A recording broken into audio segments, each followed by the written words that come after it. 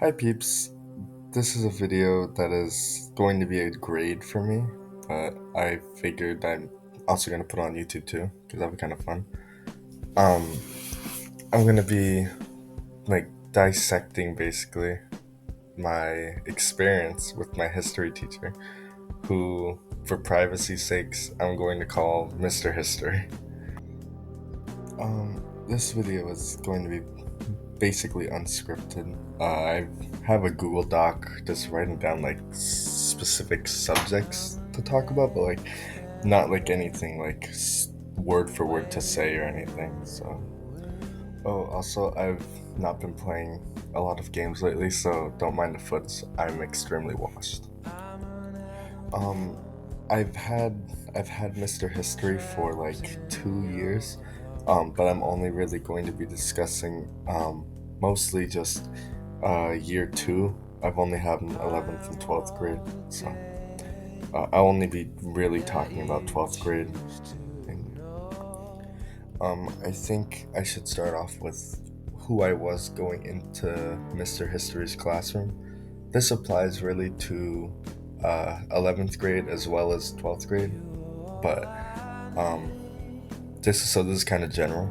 But going into his classes, even in 12th grade, I held a lot of conservative viewpoints, and I would typically get a lot of my media intake and my real influence, like the people around me, my friends. Like it was mostly conservative friends, like people, friends and family, really, like who held conservative viewpoints. And with that being said, um, going into these classes, like coming in with a mindset like that was it wasn't very helpful for me. But I will say that these subjects and what I was taught honestly really helped me learn. And going into these classes, I thought this was just I would look at this and I'd think oh, this is this stuff is too biased. This stuff is too liberal. Like they're indoctrinating the children in the schools, classic conservative red pill, like a little bit of tinfoil hat, but I wasn't really that big in that. And so when we would discuss things like media bias and like protesting, specifically with Colin Kaepernick, I would have a bit of a view about it. And because I was under the kind of I guess libertarian pipeline view, where the American dream, the meritocracy that we all live under, like you can get wherever you want, you get what you put in, like it's all hard work, and those who are successful earned it, and those who are not earned what they have. And I was under that impression going into this film. And so given this clash or this conflict of interest with me, I suppose, um, I would end up being a bit vocal about it to my teacher. Because we'd have a lot of open discussion, which was really good because it was very interactive and made the class even more interesting and more fun, honestly, which is thanks to Mr. History. And these debates would really give me they would really give me what I needed, and that was to talk to people outside of my own circle. Because before this, I was just in a circle of confirmation bias. I talk politics with my conservative leaning friends, and we'd all come to the same agreement, and that's kind of where it would go to. Versus now that I'm talking to someone with an opposing view, someone that is Mr. History, who is extremely educated and well versed in what is happening in the world and the truth of it all. Like it was it was it was a bit of an eye opener. And we have other topics regarding propaganda and media bias. And after I really dove into this stuff, like I kind of realized that this isn't liberal propaganda or bias. This is just the truth. This is what's actually going on. This is just the fact of the matter. This isn't a subjective opinion or how you feel about it. This is just subjectively true. And what I've been told is just not true. Like what I've been told before is not true. And my history teacher was waking me up to that, which I'm honestly very thankful of. And this kind of became like more apparent, like the more we like the longer the school year went on, the more topics we'd go over. Like we would go over like the CIA and America's foreign policy and how they've done like dozens of coups on like I think like in the hundreds of coups on other countries and like their governments all like more or less because they're either a trying to stop the spread of communism or because it's a threat to their own self-interest, which I've ended up finding tend to go hand in hand. And I call myself moderate conservative because I wasn't like 100% deep into the rabbit hole. Like I was there, but I wasn't like I was like still aware. Like I still have like care for other people. Like I understand not everything is everyone's own fault. Like there's like things people genuinely can't control, and like I understand like how that can impact people's situations and whatnot. Like I wasn't completely oblivious or ignorant to it, but I was pretty ignorant still, like pretty oblivious. And this really changed me like outside of school, like as a person, because like I'd come like more to realize that like this isn't like this isn't real. Like what I've been told before is legitimately fraud. And I would talk with my conservative buddies about it sometimes, and like then I'd realize, holy shit, like these guys are like now I understand like how fraudulent that was and how crazy that looks from the outside. And this kind of goes to show that like when you educate people correctly, then like they'll tend to view things a certain way, the right way, honestly.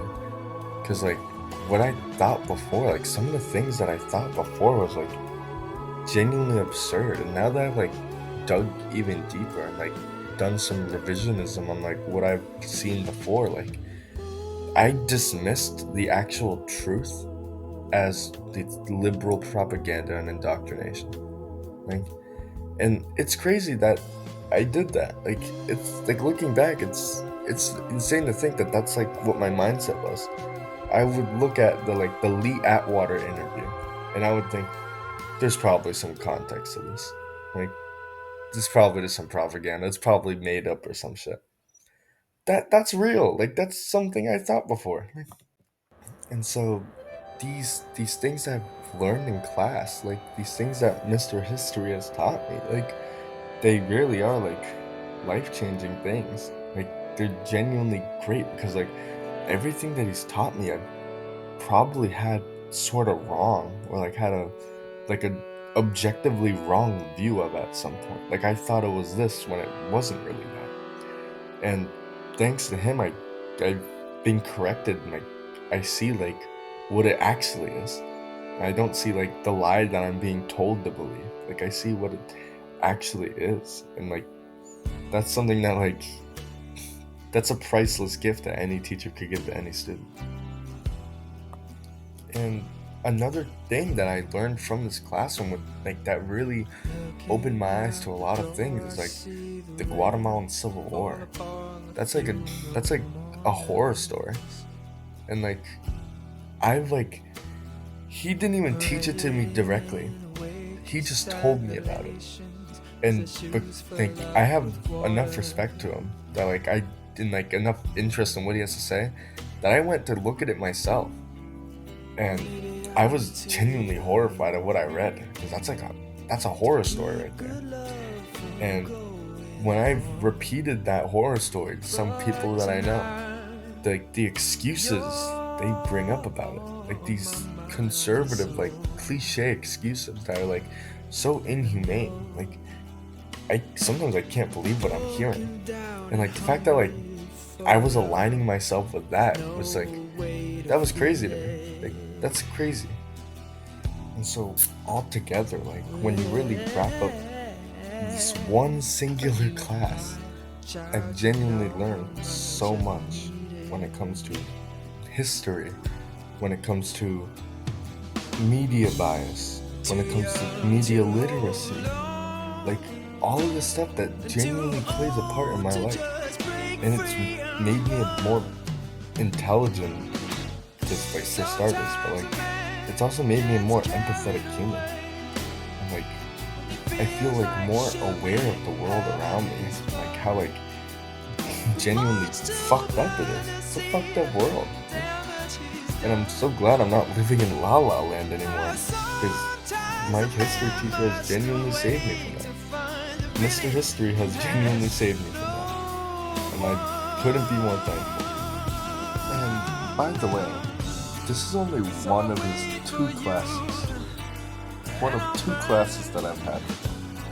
Like, I've had two classes with him. And the other one played just as significant of a role as this one did. Then that should really say something. So, to wrap it up, I just want to say thank you, Mr. History. You were genuinely like my favorite teacher throughout all of high school. And you're genuinely a great teacher. You've done great things for all of your students. And like I don't think anyone would ask for a different teacher. And I think everyone could agree that you're unanimously their favorite teacher. I made this in a video format so it can really stick and be remembered and revisited. And to anyone who is not Mr. History watching this, thank you for watching and sticking to the end. I'm glad you heard the yap session. Have a great day, have a good night to everyone else, and Mr. History too. Bye-bye.